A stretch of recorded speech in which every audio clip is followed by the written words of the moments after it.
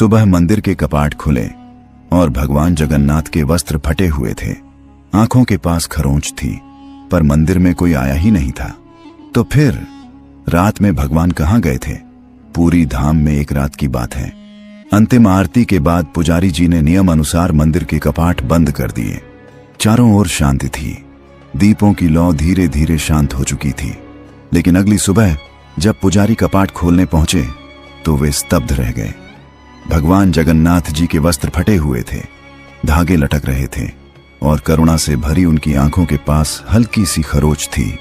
घबराए हुए पुजारी ने कांपती आवाज में पूछा, प्रभु ये कैसे हुआ?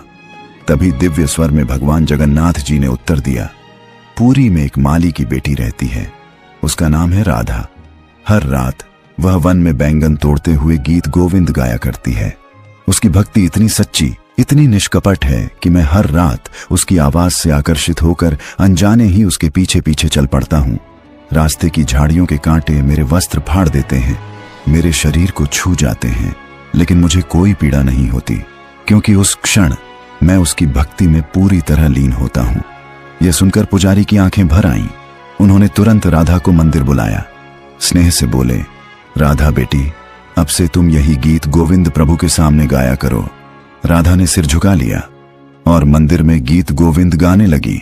गाते गाते उसकी आंखें भीगने लगीं, आवाज कांप रही थी, लेकिन भक्ति अटूट थी।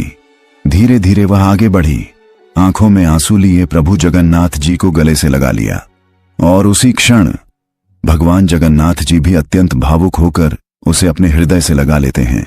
अचानक राधा की सांसें थम जाती हैं, चेहरा शांत है, होंठों पर हल्की सी मुस्कान, मानो कोई बच्ची अपने पिता की गोद में सुकून से सो गई हो।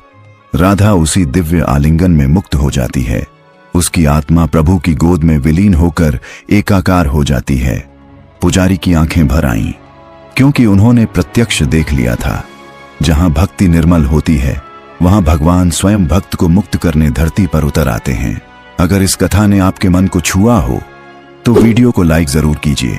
ऐसी ही दिव्य और भावपूर्ण कथाओं के लिए चैनल को सब्सक्राइब करें। इस कथा को अपने परिवार और मित्रों के साथ शेयर करें, ताकि भक्ति का यह भाव औरों तक भी पहुंचे।